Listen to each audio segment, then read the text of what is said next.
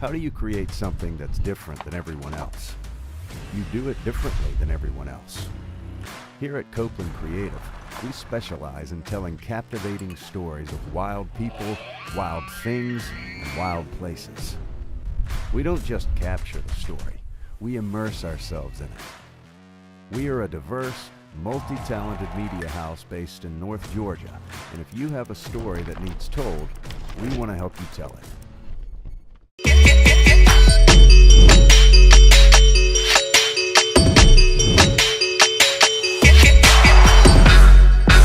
Doing the YouTube live so that everybody can gather. Yeah, YouTube live. Hey. We're now live. Show Travis your shirt. Is Travis with Yeah, us? Travis is on the Instagram live. We're going to get flagged.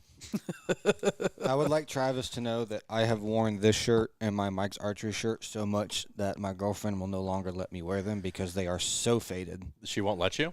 No. There's so hats. you don't? There's new Max Archery hats in the mail too, by the way. Yeah. Since we all decided to wear the same hat today.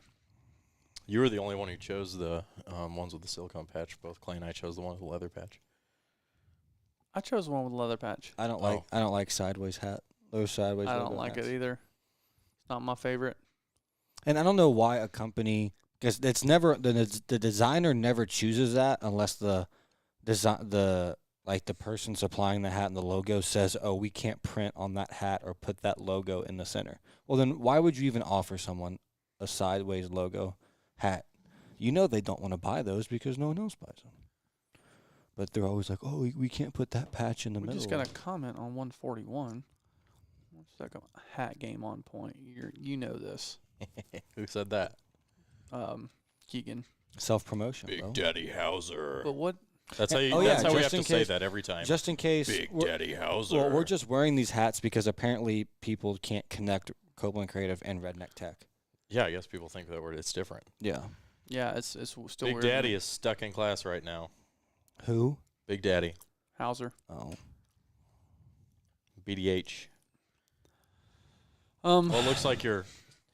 Luckily, even though you're stuck in class, you still get to learn something because you're tuned into us. Well, I don't know if he's going to learn anything today.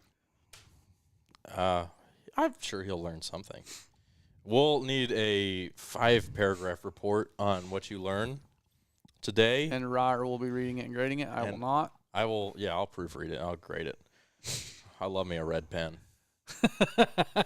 I do see you really liking using the red pen. Oh yeah. So when we did, You're that guy when reading we through there did going, school- oh, okay, I see where you're, oh, you didn't get there. You didn't get there. The climax I- hit, but not hard enough. I should have known that maybe this kind of line of work was in my future when I was editing people. Like, and I always got mad because I would give mine, you'd peer review everything. And so I'd give mine to somebody and they'd be like, yo, looks good. And so I'm like, I guess I'm just smart as hell. And then I'd read somebody's, I'm like, This is horrible. did you write this with your second grader? Like, did you hand this off to your second grade brother and have him write it? Like, there's words out of order. These sentences don't work. What are you even saying I'm here? going to be honest. Anytime I've ever written any voiceover and I've had you read it, I get that vibe from you. You'll read it. This is all right. If you're watching, this is my reenactment of Ryer reading the voiceover. I just emailed him, and you go.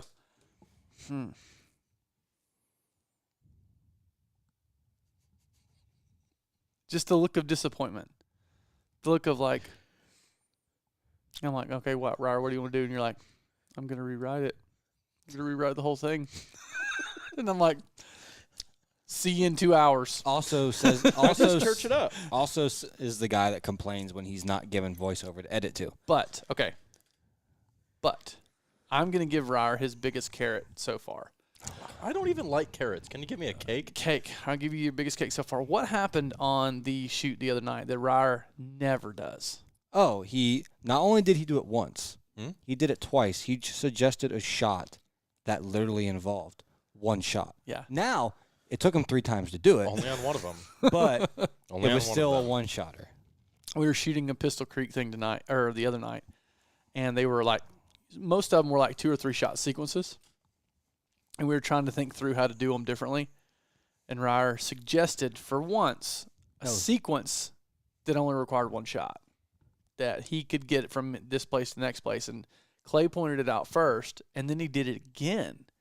He was on a roll. He was on the roll with jokes that night too. I'm always on the roll with jokes.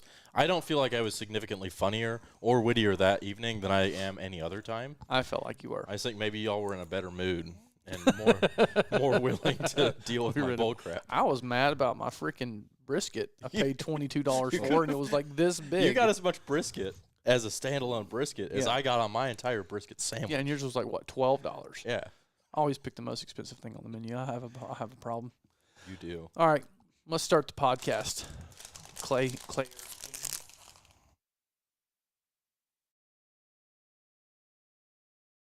The Redneck Tech Podcast is brought to you by Mike'sArchery.com. They're a one-stop shop for virtually everything archery, bow hunting, and for your next outdoor adventure. Mike's Archery has been at the top of the archery game for over 50 years, and they want to give listeners of the Redneck Tech Podcast 10% off their entire online store using the code REDNECK10, all one word.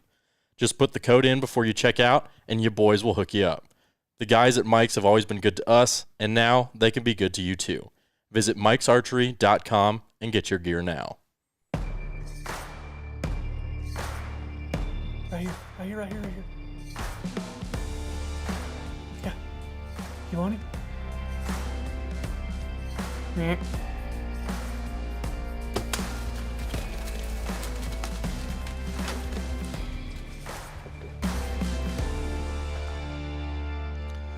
Welcome back, Redneck Tech Podcast 142, and I can't remember what I named this one. I think it's movies and TV shows lately. We were looking through some of the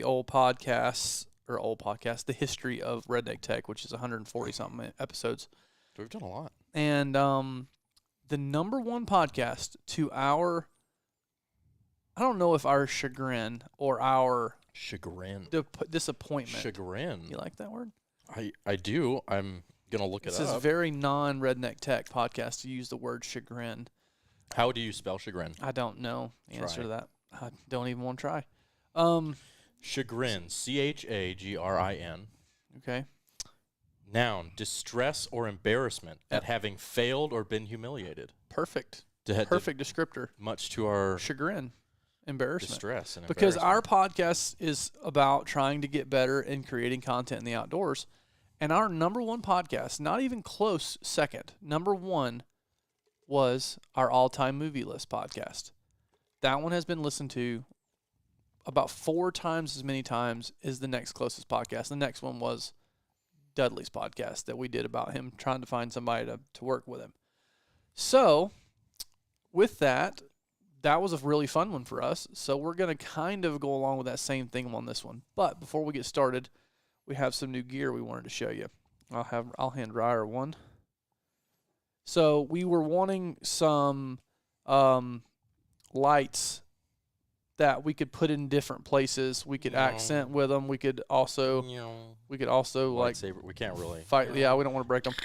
But they also change colors. They do like a little police thing. Yeah, I don't know how to get there. I don't either. Do you hold it down? We're just going to cycle through. They also have remotes. Here we go. This one's just doing the red. There's the blue. Oh, there it is. There's the cop. Yeah.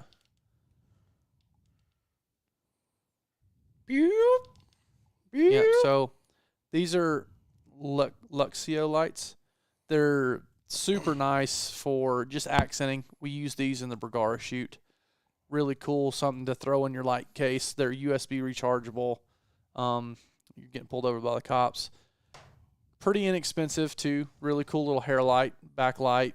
Adding light into places, different colors. And we were on the shoot with a guy who had this light, and we had to have it.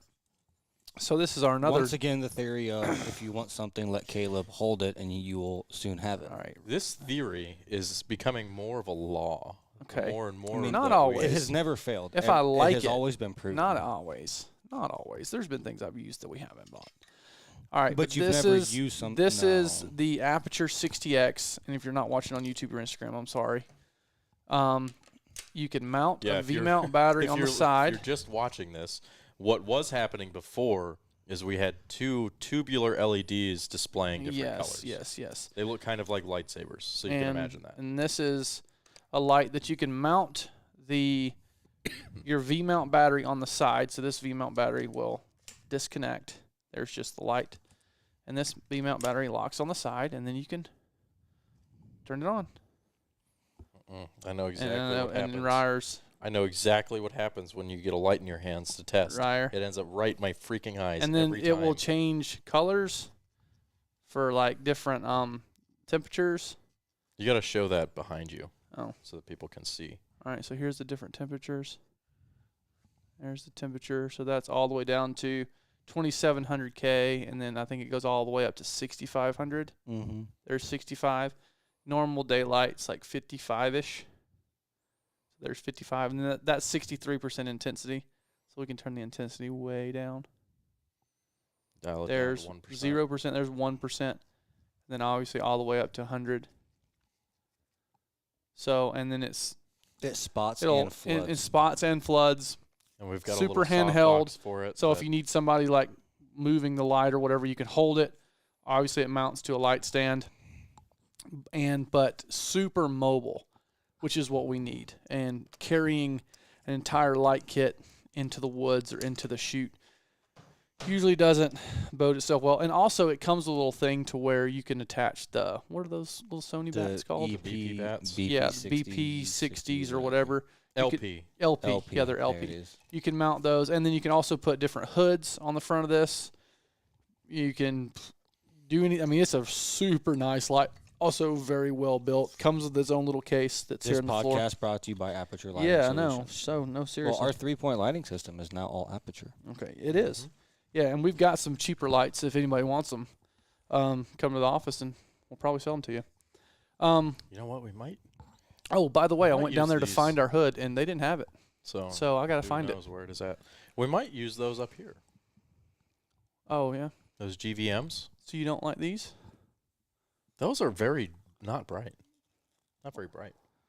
Well, we can do that. They take up a lot less footprint than those do too. And those are some really cheap lights. Those are the first lights I ever bought. The ones that we usually light up here, and they are cheapos, big time. But they serve the purpose. Be I cool to think- maybe set those up in like if we could get like a little light box to do product photography or something. We could use that. But I think we Um, need to. Sell them for $500 a piece. yeah, the original Copeland Creative Redneck Tech lights. Those need to go in like the Copeland Creative Museum.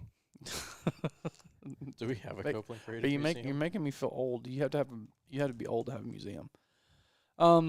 So what Ryan and I talked about, because Clay's not going to have a lot to contribute to this, even though I just asked him what he's been watching lately, and he said golf, and so he contributes nothing to this conversation. But Ryan and I took a trip the other day. Before we got started on all these shoots, we invited Clay. He did not want to go. And I think he could have went. He could have went and watched that Batman. It would have it stood by itself.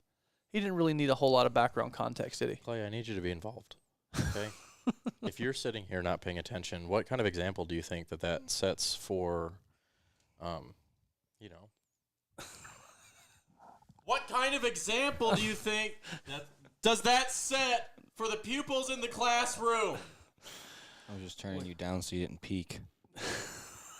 Don't do that to me. I'll come over there and yell in your freaking ear. So I won't be censored like that. Ryer and I went to watch The Batman, the new one, The Batman. the one with Robert Pattinson. And Still not sure on that choice. okay, I'm not sure on that choice. That was literally what I was about to say. But Ryer also then, after we watched it, we kind of talked about like what we liked and what we didn't like. It's a very long movie, very long, longer than I thought. It plays more like a noir detective film. Than A noir. Okay. it plays more like a detective film, like a classic Well, kind of mystery film. yeah, Than it plays like a hero movie. yeah. It's Which I know that Batman's never been the stereotypical hero movie, but yeah. they usually play like kind of an action hero movie with some of the, you know, gritty Batman flair. But this one, the pacing, the editing, and the visual style felt more like It was a mystery completely film. different than the Christopher Nolan Batmans. I mean, completely different. It was, and I don't know if it was our theaters really dark or junky that we went to, but I felt like I had to like really focus and like look hard to see it because it's so shot so dark. It's very, very dark.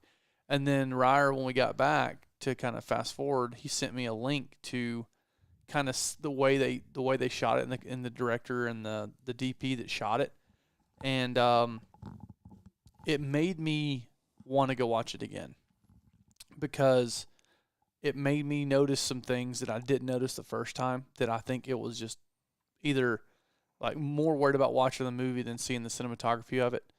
But I give it, in terms of I'm a Christopher Nolan Batman fan, but if you shot Christopher Nolan's Batman the way that this one shot, it would be even better. Yeah.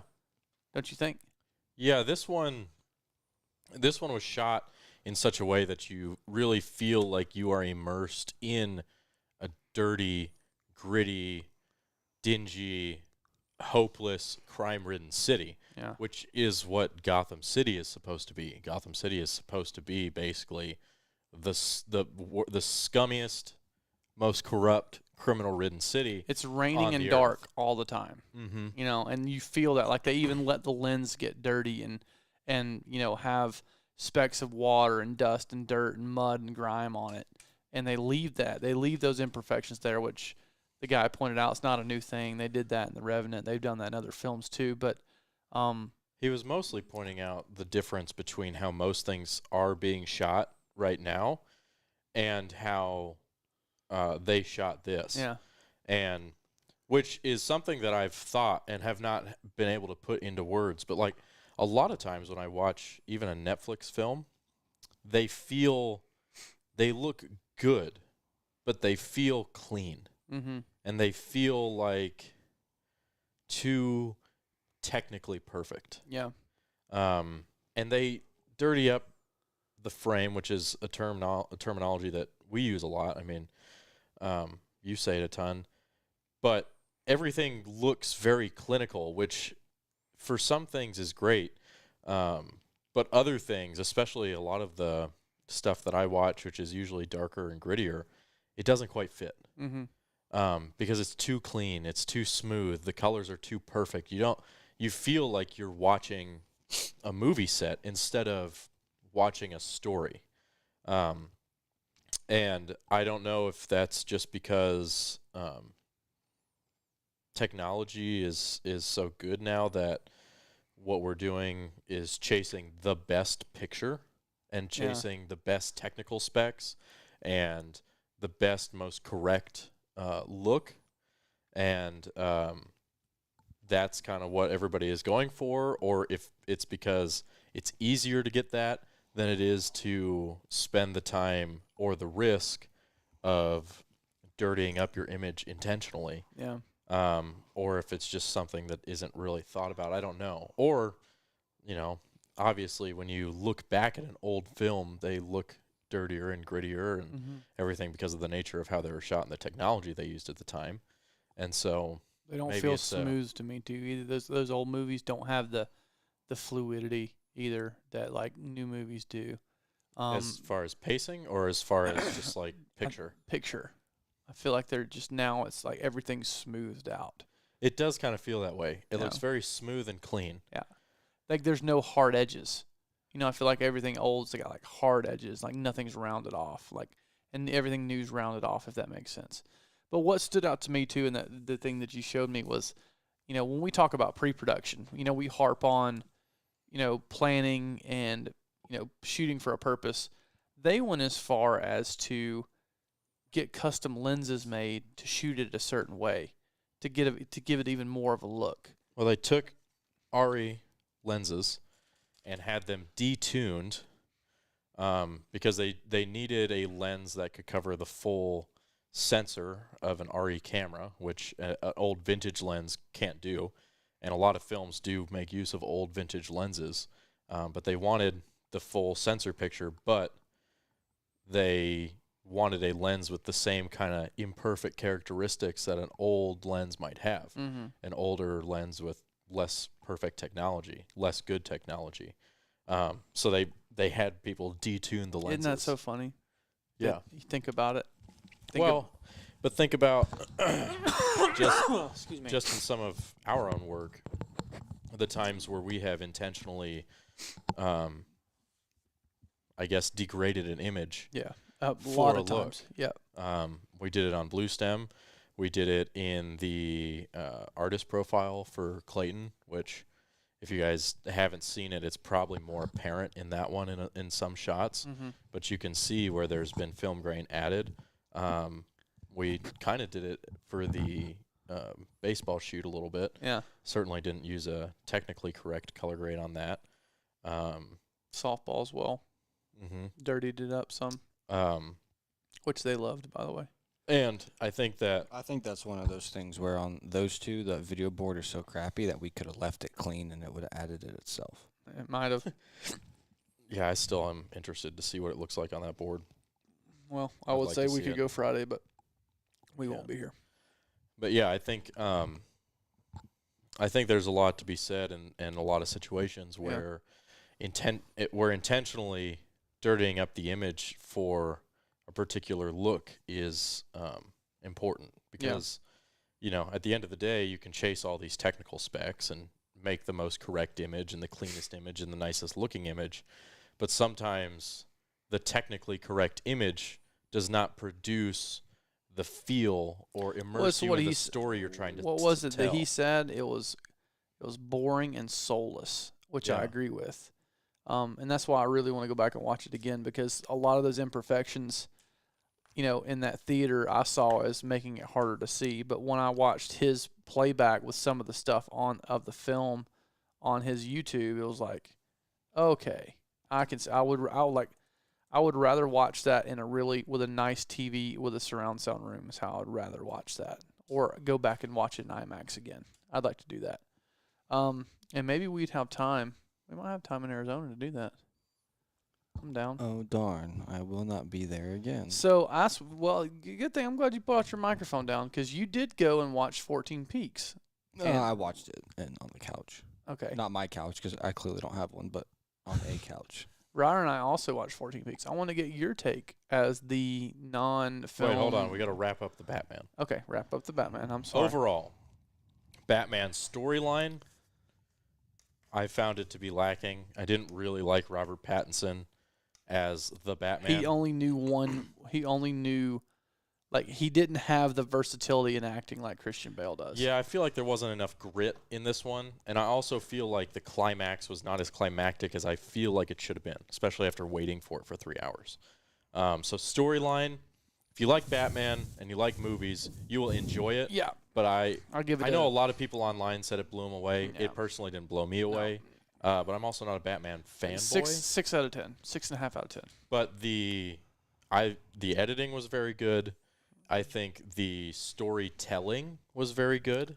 Yeah. How they led you through the story, and obviously the cinematography and the picture was very good. So overall, I would give it a 7. It's an enjoyable watch. If you like that kind of stuff, definitely go see it. But I'm not going to put it up there as like, That's what we should do. huh? Is we should do a movie review. Like, go watch a movie and do our own movie review. We should. Or we could Yes, just I assign would- movies. Yes, I would partake if all three of us went. I would. We could partake. just We trying to assign- get you to go to Batman. If you would have said, "Hey, we're doing a movie review," I would have gone and partaked Well, and said movie review. obviously we were going to do something on the podcast about it. How would I know? Yeah, that wasn't obvious to me. Thank you. You didn't make that I'm clear. sorry. Don't come at me like That's that. my shortcomings. I apologize. Don't come at me like All But right. we could, you know what we could do? Once a month, If you assign and I'm not watching it, we gotta go do it together. we can all sit on the same couch. We can all three of us sit on my couch Sausage, together. Sausage fest. Caleb's like, I don't want any part of that. The only thing we'd have to decide is which person sits in the middle and doesn't get the leg rest. Because my couch has 2 leg rests on either side, but the middle doesn't have one. So whoever sits in the middle gets screwed. They don't get a leg rest. They don't get the recliner. We're not watching at your house. Dude, Well, we can hey, watch once it. if We I ever have 2 TVs in this office. We can watch it here. it doesn't have the right environment. We can put a TV over there. We can put surround sound in this room if you wanted to. If I ever get my surround sound system hooked up, though, it'd be sweet. Okay. I'd have Anyway, the can best. we You gonna do that what before we or should after do- you start riding your bike? I do ride my bike. It's just not been consistent, Clay. Okay. Can we transition now? Here's to what we should do okay. though. Once a month, maybe we put out there, hey, everybody watch this movie so that they can watch it too. Oh. And then Get you having ideas today. today, You usually forget them, you said. I do, but then I remember them. Usually, sometimes we can put it out there. Say, hey, we're gonna watch this film, and we each make a review for it. Write up what we liked, didn't like, takeaways, this, that, and the other. They can watch it, and then we do the live. We say, okay, it's gonna be this date. We're gonna come do this. Do we have to watch it together? Because I'm like, No, we don't Kind have to of watch it like a together. book club, guys. Yeah. I have thought about doing one of those with the Redneck Tech podcast, but I don't feel like anybody would want to read books with me. no, Because I'm there's out. some I'm really out. there's some editing books that one I have read and I'd like to read again. And I think it'd be cool to discuss them with people. And two, there's lots of books on filmmaking that would be cool to read and discuss with people. And that would give me I would read that a would book force on me to read filmmaking. it because I always feel like yeah, I'm going to read this thing, and then I don't because I would read a book of filmmaking. I I would. have 3 in my office I can lend to you. All my spare time, I'll do that.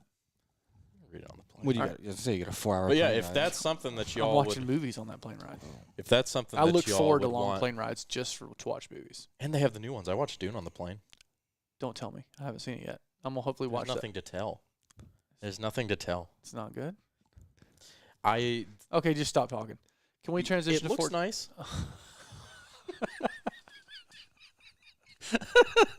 Okay, so can we tell? Wait, but if that's something y'all would want to do, send Yes. us a message. Let us know. Yes. Oh my god. And send us movie suggestions.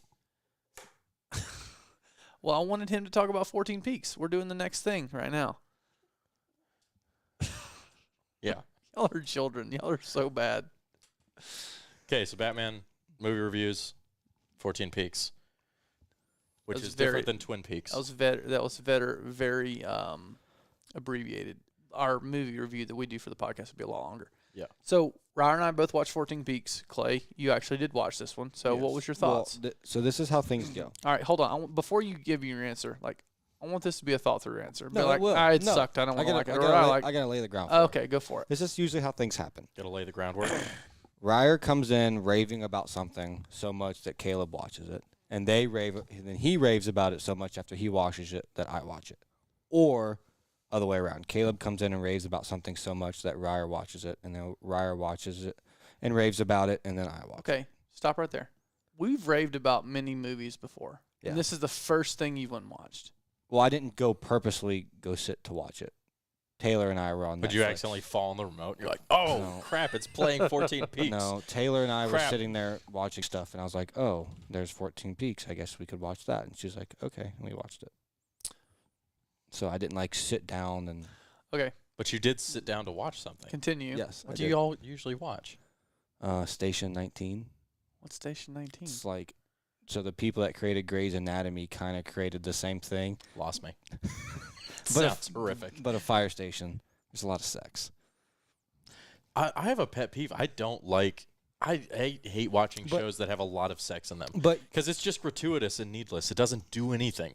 It's just like to make Here's a it sex scene. less feminine as Grey's Anatomy, all the like tragic stuff or like supposed to be epic stuff that happens in an ER in Station 19, it's like saving people from buildings that are burning and trapped. So it is more. so basically it it's is a more giant it's a giant fantasy movie for women who like firefighters. Well, I guess yeah, but it is more manly. you you kind of look like a partake- firefighter. That you well, he's got a firefighter / cop vibe for sure. He does. Yeah. He loves that. If your mustache was a little bit bigger. Thank you, Keenan. So you do Keenan, like Keegan. you like Station 19? I like it. Yeah. All right, talk about it. No, we finish Oh. 14 Peaks first. I liked 14 Peaks. Give it a grade out of 10. Silence. 6. 6? Yeah. Okay. Please explain. I didn't think. I mean, I can say it wasn't. I don't think it was shot very well. Well, But you can only do so much, I guess, Yeah. in that. But the storyline wasn't so much. And I don't even think they set out to really film it. no. they I didn't. would have enjoyed more of the logistics of how they got from mountain to mountain versus Driving. we just climbed this Next, we got to the base of another one. We just climbed it. Next, to get to the base of another one. The only time they really did any of that transitional stuff was when the government wasn't letting them in China because it was around the COVID time or whatever. Yeah.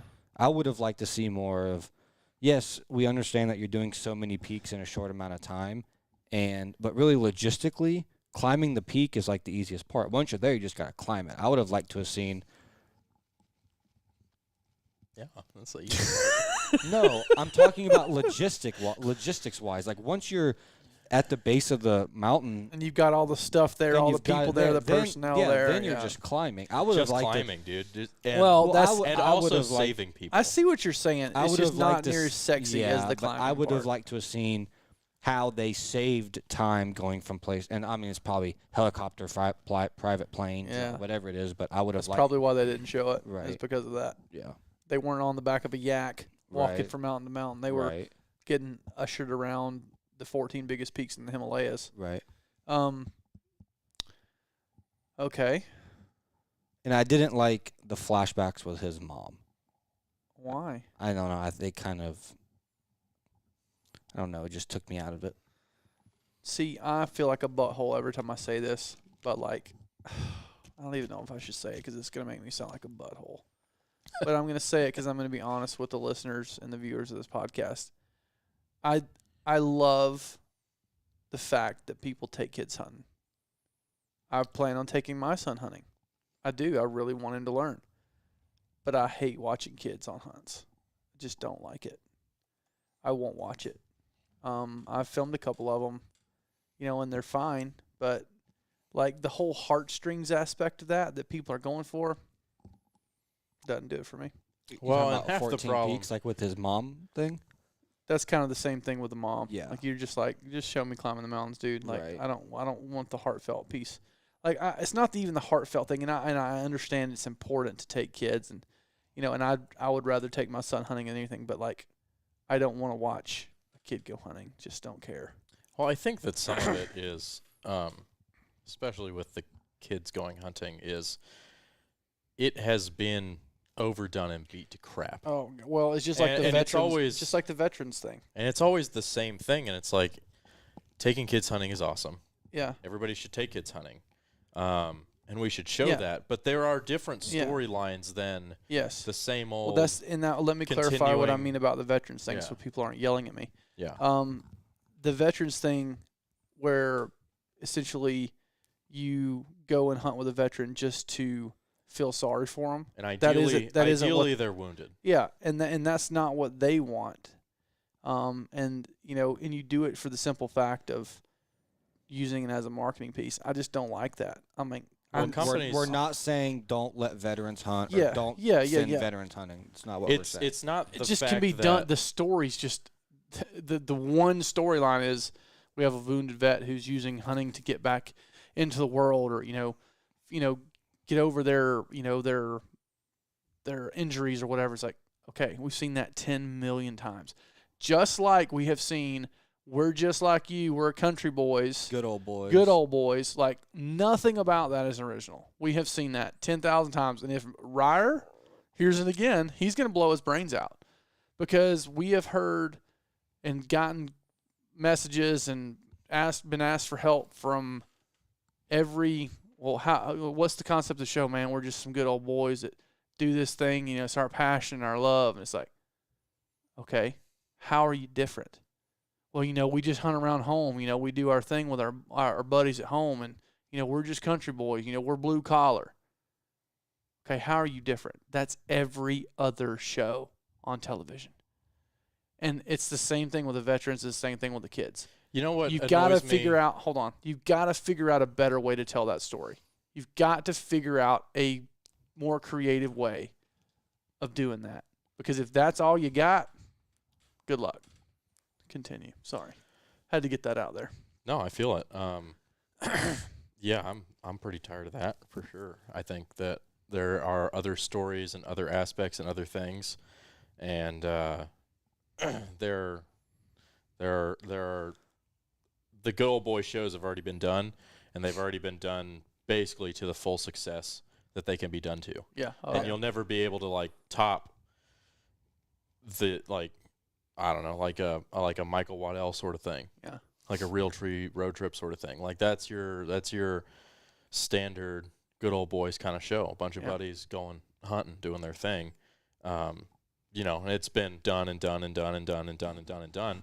And the reality of it is that, you know, and obviously we have hot takes. And sometimes I'm not good at saying things without sometimes sounding like a jerkwad. Because I'm just not very subtle. You can ask these guys. I'm just not. I'm not good at saying things nicely. So don't take it the wrong way. You and your buddies think that you and your hunting stories are very cool. The problem is, in the context of the entire hunting world, they're not that cool. And you have to have something other than me and my buddies going hunting in order to attract an audience. Like if you're just doing it for fun, right? If you're just, hey, this is just us, we're doing it for fun, just want to put our hunts out there, have a good time, we enjoy filming each other, that sort of thing. Love it, dig it, do it, get after it. You know what I mean? What we're talking about is guys who do this and they're trying to make a name for themselves in the industry. And this is the avenue they're trying to take to do that. And the reality of it is it's been done so many times and you can't do it any better than has already been done, more than likely, unless you have a Chuck Belmore. Yeah. Speaking of which, he just hopped on just for me to Oh, name Lord, drop him. just in time. Of course, I shouldn't have done that. I'll regret it. But if you're not going to attract viewership that way because you don't have something unique, because you and your buddies are like everybody else and their buddies, and the animals you're killing probably aren't bigger than any of the animals that are already being killed by bigger shows, and you just simply don't have the viewer. I'm not even read it yet. The viewership pull factor. So if this is what you're trying to do to break into the industry and get known and get your name out there, you got to have a unique concept that hasn't been done before that people want to watch. And I think people just aren't going to want to watch Yeah. that. It's been done too many times. So, read his comment, and then I want to get back to what the idea that I just had. What did he say? Right now, Jackie Bushmaster has done a good old boy show for 39 years. Y'all take it back right now. Well, that's what we're saying. Yeah. Dude's been doing it for 39 years. Yeah. It's yeah. been, that's one person been doing it for 40 years. Yeah. Yeah. There are an unnameable amount of people who've been doing it for 20 New one years. every day. But, so I have somewhere else to go with this too. I got lost a little bit down there. okay, well, 'Cause I I was want trying to to try and bring provide- it back to our movies and stories and I TV am. shows, but go ahead.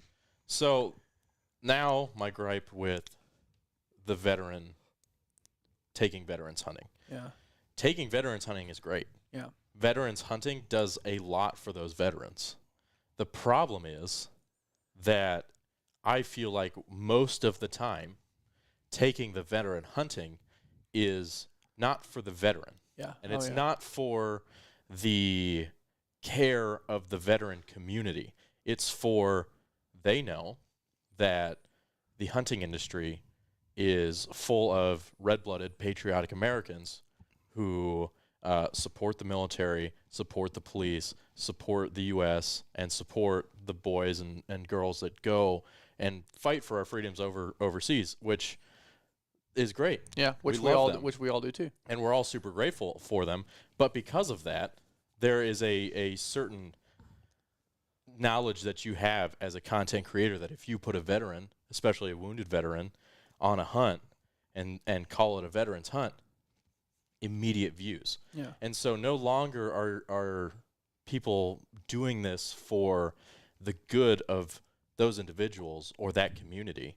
They're doing it, they're basically commoditizing it Yeah. for views and money. And- And that's what I don't like. And it's been templatized. It's been done so Well, many let times. And that's what I don't I'm like. gonna correct you. As a content creator, if we hear we're filming a veteran, from the content creator side, we are usually like, Yeah. not because he's a veteran, but he's more than likely, with all due respect, gonna suck on camera. Yeah. From a marketing standpoint, when you see veteran, you think views. Yeah. Yeah. And it shouldn't be like that. No. Like if that is, there are awesome programs and they definitely need to be represented, Yeah. but it's just using that community basically for viewership Yeah. is cheap. Well, I want to clarify what Clay said too. Is most people suck on camera, not just veterans. Yeah. Most people suck on camera. I would say 99% of people suck on camera. It is definitely a skill and an ability that some people have. Very few that we've come across. You know, some people are okay. There's very few standout, really good ones. Most people suck. It's just the way it is. It's really hard for people to be themselves on camera and to their entire personality to come through. But getting back to movies and TV shows and series, you know. So anywhere, you know, those are our hot takes for the day. Yeah. So, but I mean, kind of going along the same vein. And Keegan, by the way, agrees with Clay on the 14 Peaks. Yeah. He said he would have enjoyed seeing how they got all the gear, supplies, and I'm camp sure set up, some people would have. and all of the people that were part of it, and a bit more of the locals that were parts of making the climb. Oh, happen. it was all about the Nimsy dude. The Yeah. whole thing was an ego trip for that guy. But I do agree with that. But anyway, I was sitting there in church on Sunday, you know, and you guys know that we have aspirations to do a lot of stuff that's not necessarily in the hunting industry. But it's story driven. Everything we want to do is story driven. And I don't know if they come to me, if this is an ability that I have, but I just have these things come to me about stories or series or things that I would love to do. Are they challenging? Do I have them all figured out? Absolutely. I don't have them all figured out. They are challenging. But like I was literally sitting there in church, and you know, sometimes you hear, all right, well, every story's been told, and every time I used to think that, yeah, you know, it's all been done. You know, I'm just trying to reinvent the wheel again. But the more I think about things critically, the more stories and the more different ways of telling them they come to me. I was literally sitting in church listening to our pastor, which if any of you don't know, I go to a very small country church. We don't have a program. You don't know when you're going to get done with church. You don't know what's going to happen next. It's very organic what happens in our church. And I don't think I could go to what we call Six Flags Over Jesus, which is those huge mega churches where they just talk to you. I couldn't do it. But I was sitting there thinking, because our pastor has a 9-to-5 job. The church isn't his job. And a lot of the churches in our community are that way. And there are mega churches. There are churches that have, you know, pastors that are on salary, and to each their own. But I think it would be, you know, I was just literally sitting there, and I'm like, our church, our pastor is very charismatic. He's very good. I don't know how he'd be on camera, but I thought it would be a really cool way to do a series of just like Southern Baptist preachers that, you know, they have a 9-to-5 job and a church that they take care of too.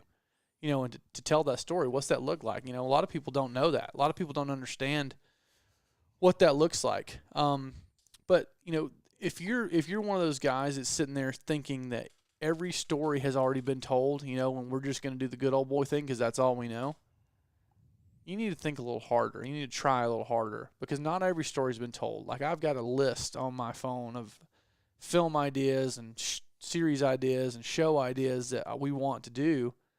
We're just waiting on the right opportunity or the right funding or the right budget to be able to do those things. And it can be done. Don't think it can't. But going down the line of things we just finished. Or you got to find your spin. Or find your spin. Find yeah. the spin. Like, find something that makes your show unique. Find something that makes your brand unique. Yeah, you don't have, the whole thing doesn't have to be unique, but Find, there's got to be find your something spin. that's unique. Yeah, no, I agree. So another thing that I just finished watching was 1883. I've not seen that yet. It's really good. I was very disheartened to hear that it's only going to be a one-seasoner. It doesn't have a happy ending, which I'm finding I like more and more. Not because- the happy endings? Yeah, because almost everything you ever watch is a happy ending. You I know, never watch anything with a happy ending. well, you know what I mean. Like, it's like everything comes to a culmination. It's like wrapped up in a nice bow. You like those little loose stringies. Yeah, to where you kind of, it always leaves the door open for more. Yeah. And it's also not a happy ending. But cinematography, incredible. Stories, incredible. Acting, incredible.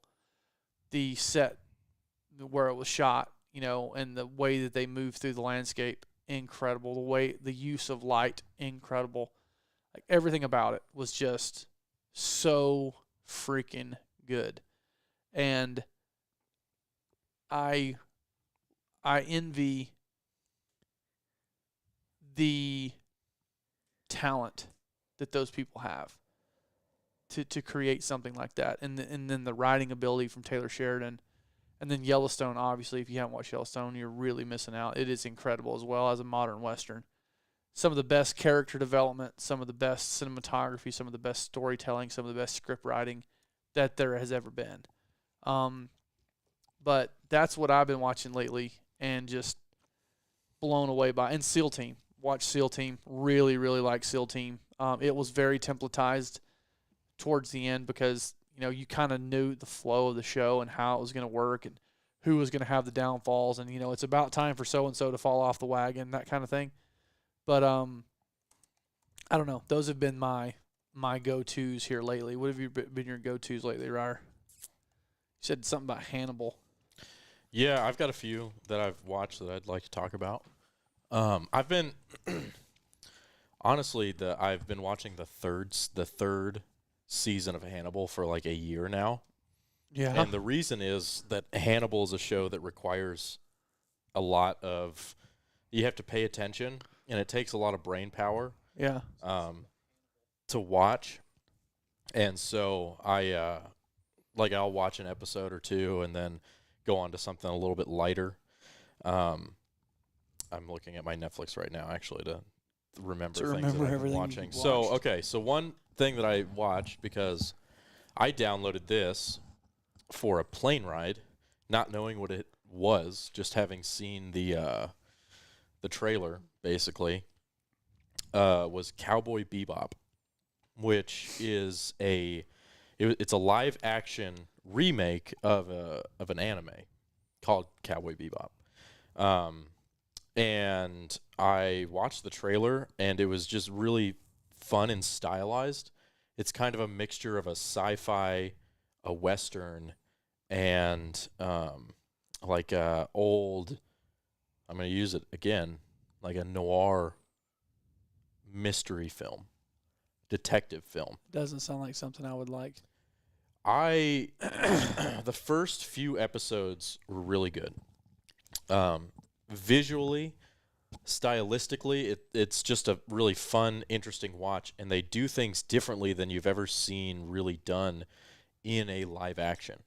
And I'm not an anime guy, so I don't watch anime. I even tried to go watch this anime after having watched the live action, because I was like, okay, I'd like to see what they base it off of, just to see where it kind of came from. And I have a hard time with the anime style. I don't hate animation. It's just that the anime style is hard for me to watch. And oftentimes when you watch anime, you have to read the subtitles or listen to the English. And I can't listen to the English and have it mismatched with characters' mouths. Also, usually the actors that do the English version are not as good. And so I'm like, this is bad. And then if you try to read it, there's so much visual information in an animated piece. Trying to watch it and read it at the same time overwhelms me. So and I'm just not a big anime guy. But anyways, I started watching this not knowing that it was based on anime, and just immediately felt different. And you can see they're using a lot of the techniques and styles that an anime would have and trying to convert them into live action. And it makes for some really cool, interesting shots, lighting, really cool use of colors, and very, I want to say, out-of-the-box editing techniques, which really makes it, somebody make fun of me? Yes. Keegan did. You would think that I would, the way that my eyes are. You'd think that I could just put one on the subtitles, but it goes in and not down, and that's the problem. Oh God, that's good. But it's just a really fun stylistic watch. I like the music that they chose. I enjoyed just the editing style, and it was just fun. And so I would recommend it to people just as like something different. Yeah. Just watching something different. The first few episodes I really liked because the first few episodes were about what Cowboy Bebop is, which is a crew, like a 2-man crew plus a girl that they find basically in the first episode, who go around the universe collecting bounties, but they are really broke. And so their ship is like in disrepair and they're always trying to make ends meet and stuff like that. So the first few episodes are about that. But then there's a underlying storyline that starts to come to fruition in the last few episodes. And I would have liked to have seen more of the bounty hunting and less of the dramatic stuff in this little underlying storyline. Still good. There's only one season. Apparently the people who really liked the anime version of Cowboy Bebop hated this. That's so fun to me. And it got so trashed by people that they're like, yeah, we're not making another one. Wow. So that was, but I enjoyed it. I thought it was fun. So if you guys like watching fun things, there's that. If you guys want to watch something that's mentally disturbing, watch Hannibal. Hannibal is basically the prequel to Silence of the Lambs. Oh. Mm-hmm. So what you are watching, and Silence of the Lambs is out there. So if you guys haven't seen it, it's about a guy who eats people. Yeah. And he's probably Played by Anthony Hopkins. And he's who's probably incredible. That movie is fantastic. You should watch it. And there are scenes in the movie that make you feel more uncomfortable than you've probably ever felt in your whole life. Yeah. That's the puts the lotion on its skin. Yeah. That you've quoted and 100% have not seen the movie. Yeah. You should watch it. It's actually very good. So anyways, this takes place before that. And I don't know the entire mythology, let's say, of this entire thing. I guess there's books. Is it scary? It's not scary, but it's psychologically disturbing. Because I don't do scary. Like, you know how Silence of the Lambs I is don't not either. Silence of the Lambs is not scary. It's psychologically disturbing because kind of like Seven is a little bit. Yes, a lot like Seven. Okay. A lot like Seven. And so what you're doing at the 'Cause I love beginning Seven. at the beginning of the show, What's in the box? what's in the box? Go ahead. I always wanted to know what that was from, and finally I watched the movie. What is in the box is not good. No. I always thought that was for some reason I always connect. Who is that actor? Brad Pitt. I always connect Brad Pitt with like casino movies because Brad Pitt is a very versatile. I know actor. he is, but just like you always stereotype an actor in your head. Yes. And I always connect him with like It's like if I ever see swagalicious casino movies. if I ever see like Timothy Oliphant in anything other than like a justified like modern western, I'm gonna like. well, like think of Robin Williams, right? You would typecast him as a Good goofy, morning, yeah, Vietnam. a goofy comedian. Yeah. But then some of his absolute best films are 180 degrees Yep. different than that. Fine.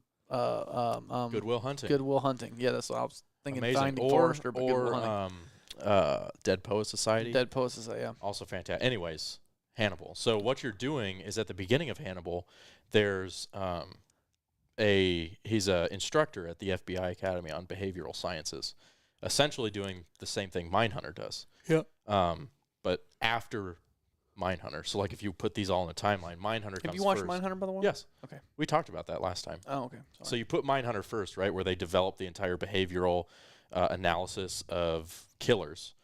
Will Graham is the later version of that expert who is teaching students. But he's got what they call extreme empathy.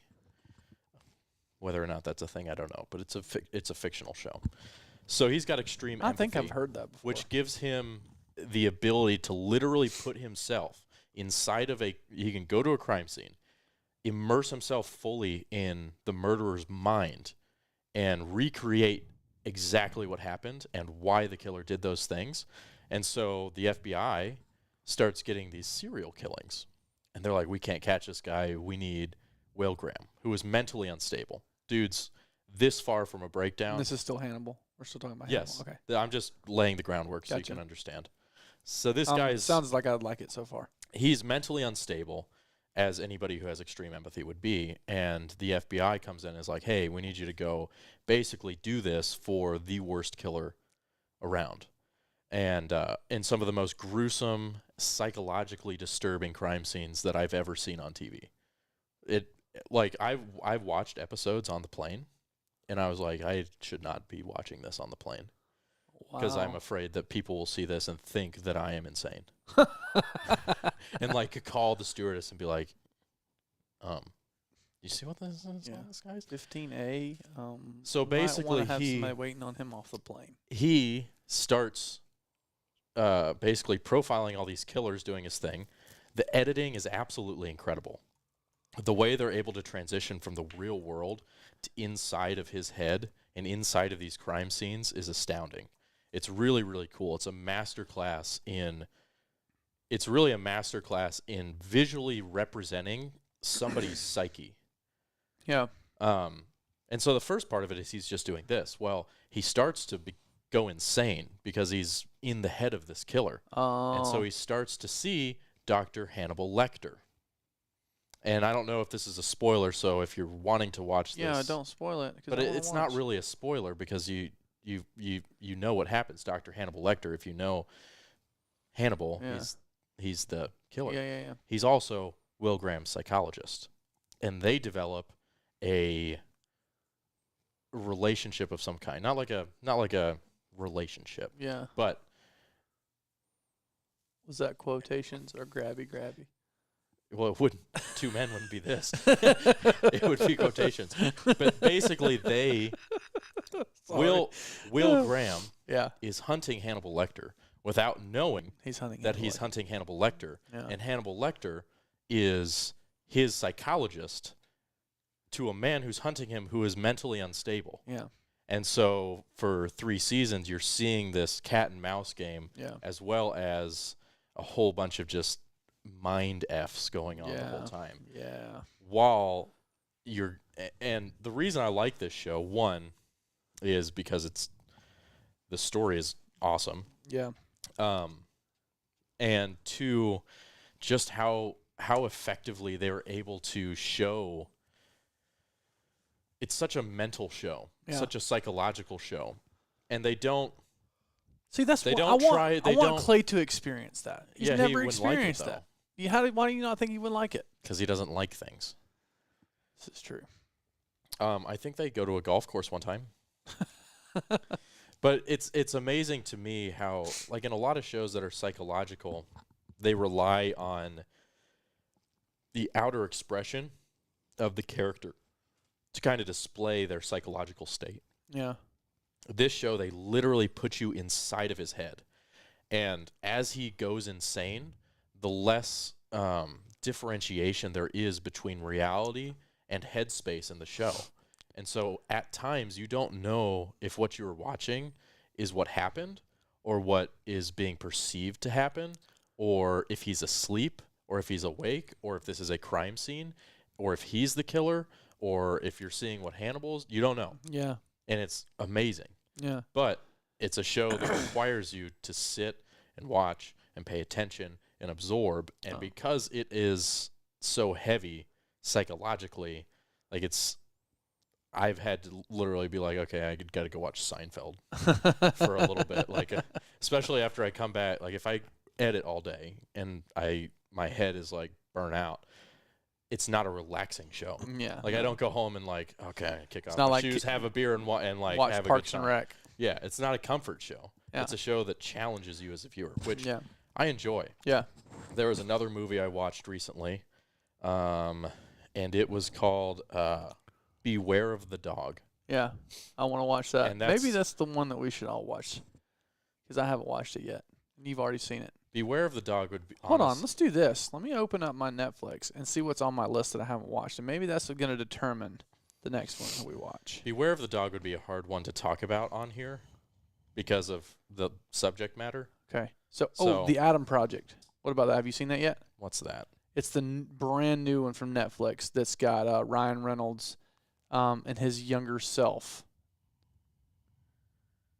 Witty, feel good, exciting. Maybe that's not a good one. Hold on, I have. Well, why don't we look at? Oh, Shawshank Redemption. So instead of Shawshank Redemption is incredible. No, we're not doing a comedy. If we do a comedy, it's gonna have to be like it's not gonna be it's not gonna be Happy Gilmore, okay? No. Because you can't analyze as Happy Gilmore. Because can't. Happy Gilmore is funny because Adam Sandler is funny. I want to watch The Power of the Dog. It's I good. say we review documentaries versus movies. We could also do that.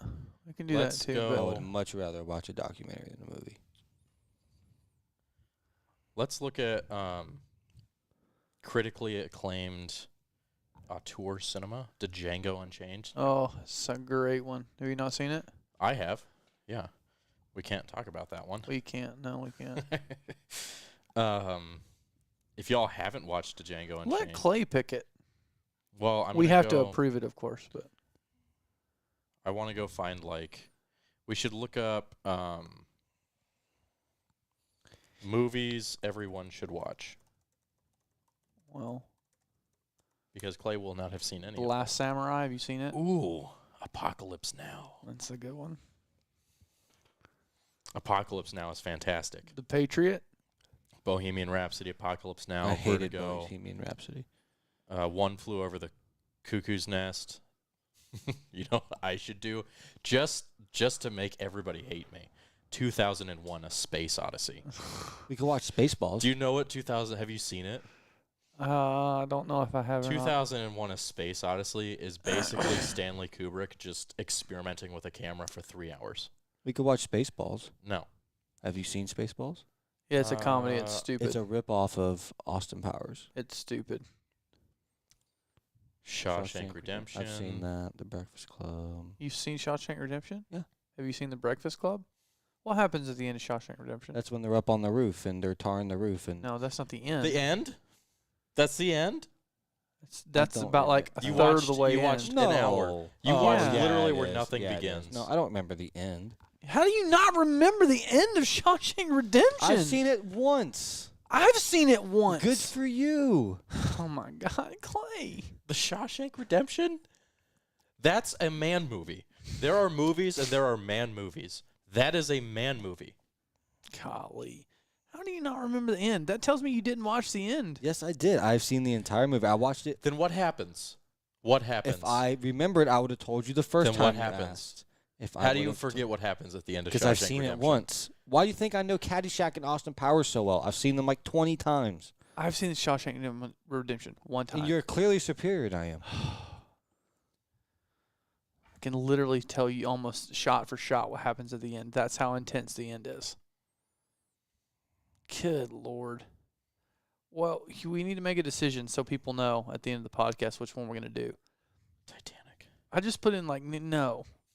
Like I'm looking at familiar Oh, movies. I guess we have to go to Netflix. Look, right? look at familiar movies on Netflix. Like I'm going through them right here. Movies. Where's that? I'm here. I've just got them open right here. So let's look. Look right here. Familiar movies. Obviously not Shrek. Coach Carter. No. No, not Shrek. These are going to No. be all. So why is this not? Hold on. It's being stupid. All right. Familiar movies. Shooter. Top Gun. I'm not doing Top Gun. Marginal Call. I've never seen. Replacements. No. Coach Carter. No.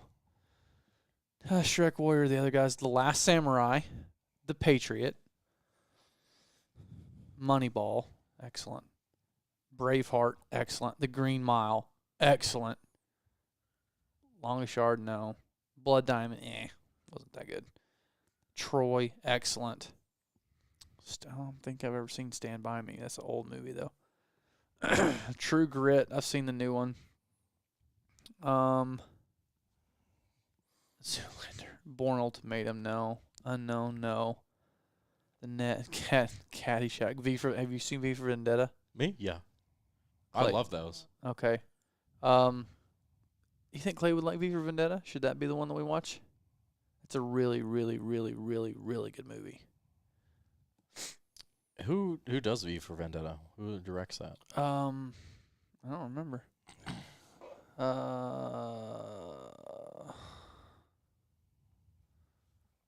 Ferris Director Bueller's James Day Off. McTeague. McTeague. Yeah. Ferris I Bueller's think- Day Off. I think No. I think Apocalypse Now. I don't think it's Because- on. I don't think it's on Netflix. oh, I is know it? it happens at is. the end of Shawshank Redemption. What? It's where he escapes and he gets in that car or whatever it is and goes and runs away. Yeah, All right. Well, you kind of got it, but yeah, kinda. he escapes, but There's more yeah, that happens. there's a lot more that happens, but that's okay. It's interesting because the Apocalypse Now has a Redux, which is 3 hours and 16 minutes long. Apparently, it's basically the director's cut of So Apocalypse this is Now. okay. That's not the original Apocalypse Now. It's a new one. It's like a. Hold on. Because I don't know if I've seen the whole thing of Apocalypse Now. How could you not have seen the entire thing? I think I've seen pieces of it. So the Redux is the extended version. Oh, it's how long? 3 hours and 15 minutes. Wow. Let's pick a shorter one for the first one. Movies. Why don't we do V for Vendetta? Caddyshack was on that list. What are you gonna analyze about Caddyshack? Shot sequencing. All right, tell us about it. Bad acting. You know what, Clay? Clay hasn't got to speak in depth about a movie. Character development. Speak in depth, educationally about a movie that you have watched and enjoy. I mean, I've seen so many. Pick one. Do it now. You can't get out of this. I think we should do V for Vendetta. Let's poll the Instagram. V for Vendetta between Instagram and YouTube. What do y'all think? Full Metal Jacker is what? Jacket. Oh, wow. Full Metal Jacket, the first half of the movie's good. The second half of the movie's terrible. Big Daddy Hauser says, Apocalypse Now is like doing shrooms. The Shawshank Redemption is much more structured. Well, and it is for good reason. Apocalypse Now is about the breakdown of a man's mental state. Clay is all proud of the shots he's firing.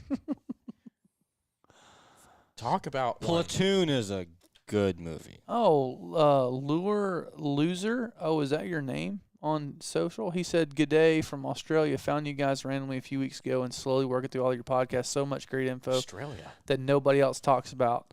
Have learned to load. Keep it up. Hell Heck yeah, dude. brother. That's awesome. Did you just self-bleep It yourself? did. It did. Platoon's a good movie, like Belmore said. Platoon is a great I like movie. Stripes as well. We can't do No. one he's seen. This is stupid. Yeah, We we're not don't- doing one you've seen. We're not doing one y'all have seen then. Okay, Apocalypse Now. He's seen it, but I have not. No. If I'm not allowed to see it, none of y'all are allowed to see So it. it has to be a movie none of us have Yes. seen. If you're gonna Okay. spite me Okay. and not let me All right. watch one All again, right. Fine. fair. Fair. Fair All right. enough. If Fair I'm gonna enough. partake, What we'll if we do it. watch one of the original movies of No. all time? Orson Welles. No. No? No. We need like Madagascar?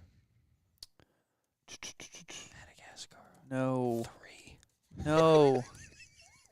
Honestly, we should do a Pixar movie at some point, though, if we do this long Dude, enough. I'm telling because you, I'll Pixar do it. movies are incredible. Oh my gosh, you're so good. I call it Cars. I love Cars. I love Cars. I love that movie. I will always watch Cars. More than you like bikes? Action adventure. Oh, have y'all seen the Book of Eli? I have not. Have you? I have. All right. I haven't seen. It's so good. That's the problem. Gosh, Hold on. We have to I've look seen, up a dude. list. If it's a decent movie, I've watched it. The 50 best movies on Netflix right now, according to the New York Times. Shawshank Redemption, V for Vendetta, Gattaca. Gattaca. What the heck is Gattaca? Oh. Galactica? This is 2001: A Space Odyssey and THX 1138. I've seen both of those. Y'all would hate it. Gattaca. What is Gattaca? Caddyshack. Dystopian cyberpunk. Yeah, I no. love. See, to me, dystopian cyberpunk sounds sick. No, that sounds terrible. The remake of True Grit. No. Heist. It's a Pulitzer Prize winner. Heist. The Social Network. I've seen it, and it is incredible. It is. Yes, Here's the problem. We're not going to find one that we both haven't seen. we will. Darn. Have you seen There Will Be Blood? Yes, I've seen There Will Be Dang. Blood. Gremlins, Willy Wonka and the Chocolate Factory, seen all the that. original. I've seen it. Yeah. God, one of Gene Wilder's finest works. That and Gene Blazing Wilder. Saddles. Dude, Blazing Saddles. Good lord. Wish I hadn't watched Power of the Dog.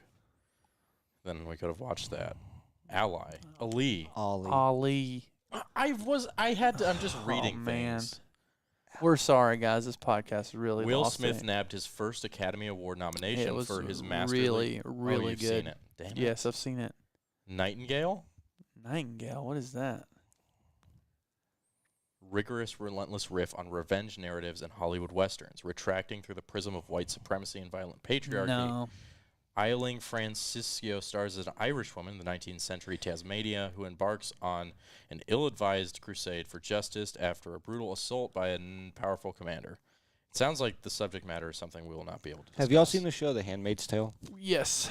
I like that too. Apocalypse So you Now, like that? I mean, it was okay. Bright Star, Mudbound. I haven't seen that. What's that? This powerful adaptation by the director Dee Rees of the novel by Hilary Jordan. Two families, one white, one black, are connected by a plot of land in the Jim Crow South.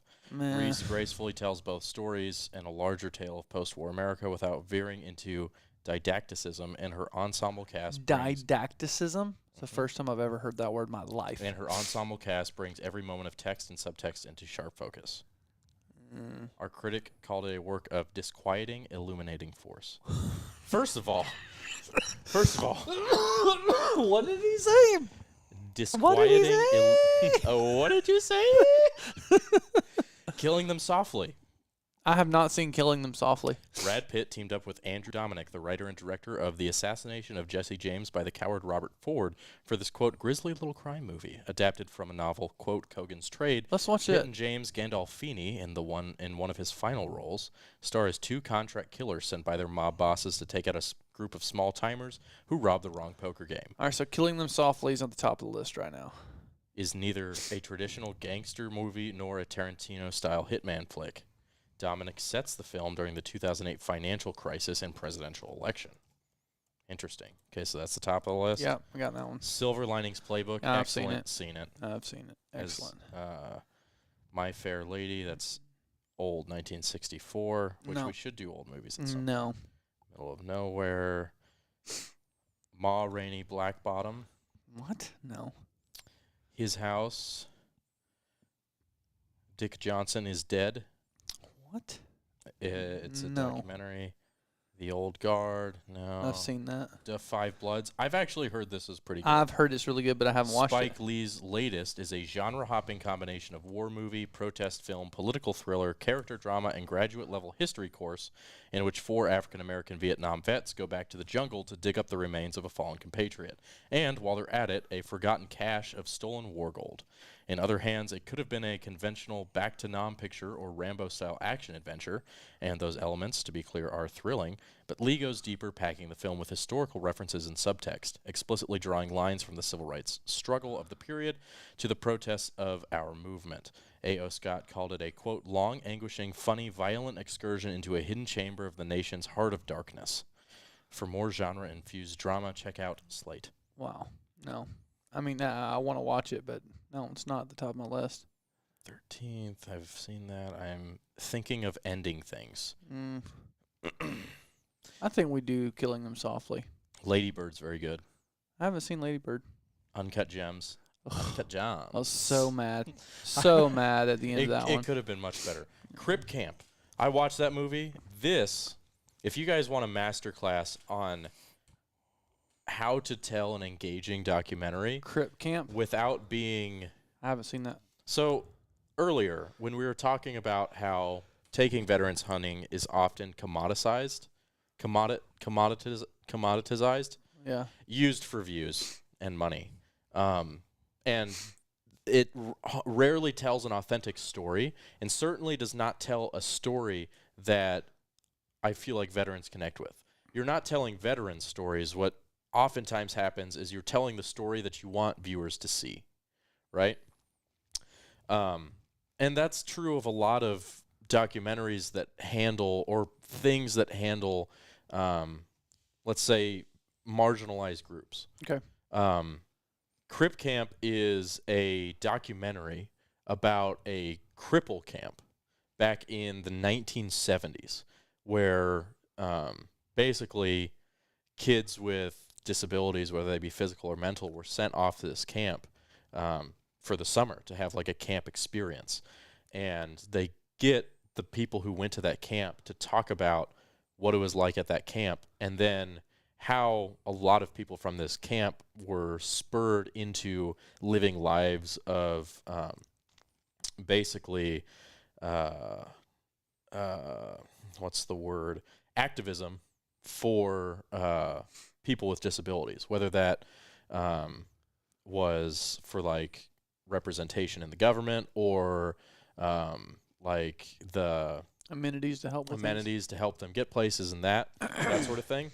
But what's amazing about it is how real and raw this is, and how they allow the campers and the people who oversaw the camp to tell basically an uncensored account of this. Huh. Like, and I've never seen something about a group of people that is so authentic. Yeah. And I think if you want to watch how to make a documentary and That's how to tell an authentic story that is authentic to the group of people whose story that you're trying to tell, this is a wonderful, wonderful movie. I posted about it on my Instagram after I watched it because I watched it and was so taken aback by how incredibly well done it was and how authentic and real and raw they kept that story to the people who were involved in it, yeah. which you don't see. Usually you see something like that and it's biased or smoothed out so that it is palatable for the mass audience, and this didn't do that. Like they talk about things that, like, questions that you've probably always had, Yeah. and they just like talk about them. Huh. That's cool. And I want to watch really it. Cool. It's a very well done documentary. All right, so here's what we're going to do. I'm making an executive decision. We're going to do Killing Them Softly together, figure out what to do that. Then each of us will pick the next movie. So Clay will get to pick a movie. You'll get to pick a movie. Can And we? then we'll get to pick a movie. It's got to be, it can't be like a freaking, Oh, I'm not. can't be like I a won't. stupid comedy. Is it? But every time we pick a movie, does it have to be one that none of us have seen? No, I don't think so.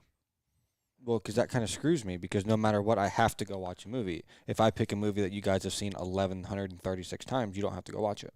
Yeah, we do. I'm going to watch it. We'll all watch it together. Every time we'll watch it together. Oh, we will. Every time. Okay. I'll watch them again. Clay hates being social. It's the least social guy I've ever. I've been not looking at the Instagram comments, and this is wonderful. Have you been keeping up on it? Not really. It's been, I've been looking at We've got a whole side conversation going. Oh, really? Who's the conversation between? Let's see. We've got Big Daddy wow. Hauser. Wow. Yeah, no, I have not been keeping up with it. Tom Berenger's automatically Pump good. Fiction, Apocalypse Now, Full Metal Jacket, Metal Jacker. The book the like Book of doing Eli shrooms. has the best ending. Shot Collar is a phenomenal prison The movie. Book of Eli's ending is incredible. Mudbound looks good. I thought the same thing. Swamp Thing, Belmorchuk says. Wants you to Swamp watch Thing? Yeah, right. Wild Game Photog Media says Zombievers. What's your favorite westerns? Hobo with a shotgun. Anything with I like all westerns, but Tombstone's my favorite. No. I think you should let Belmore Chuck pick. No, can't watch the movies he picks. Big Daddy Hauser says sorry for spamming. Now you're good. That's what the point. That's the Shot point of the Collar whole thing is a is. phenomenal prison movie. Shot Collar. Oh, I've never seen that though. Is it on Netflix? Checked out. Clay checked out before it even started. Is Shot Collar. Mudbound looks good. Swamp Things. Zombievers. Hobo with a shotgun. Sorry for spamming. Shot Collar is on Netflix. I've heard it. I've seen that. Violent, gritty, hidden gem. It's a prison movie. You want to watch that one instead of Killing Them Softly? Which one was the Killing Him Softly? Pull that one up. on That was the Netflix. one with Brad Pitt. I don't What was the one you just said? What was it called? Shot Collar. Shot Collar. Type in Killing Them Softly. Right there. But I got to go anyway. I got to go to this thing with my little girl. So I got to end this podcast Big anyhow. Daddy Hauser says Killing Him Well, Softly. then you better. Okay, so you which better, one? You better choose one. Killing Him Softly or Shot Caller. Okay, so when will that? Need I kind kind of want to watch Killing Him Softly because he compared that on the Batman movie, so I kind of want to watch it. Okay, we'll do Sean. that. Kill 'Em Them Softly. So if All you right. guys want to watch, Killing Them Softly on when Netflix. are we gonna do that review? It's gonna have to be. It'll probably be in a month because we don't know when Over we're gonna. a month. It'll Probably probably be in over a May. month. Yeah, well, we're gonna figure out when we figure out when we're gonna watch it. We'll post we're watching it, and then we'll let you know when we're gonna do the podcast because we might not do it on Wednesday. We might do it on a random day. So, Killing Them Softly, it is. This might be our last podcast before everything starts turkey season. I don't know. We might have one. Might have time for one next week. Okay. Okay. But we are taking the podcast board with us. So we might not be live, but we'll do podcasts. So Well, that was another fun show. I mean, we did actually get informative things out. we did. We really did. We talked about. See how some we did stuff. that? We had some hot takes. Yeah. We talked about Ranted movies. slightly. We ranted slightly, which I know y'all are here for. Yeah. I Oh know yeah. y'all like it. All right, Clay. End it. Thanks, guys. Peace.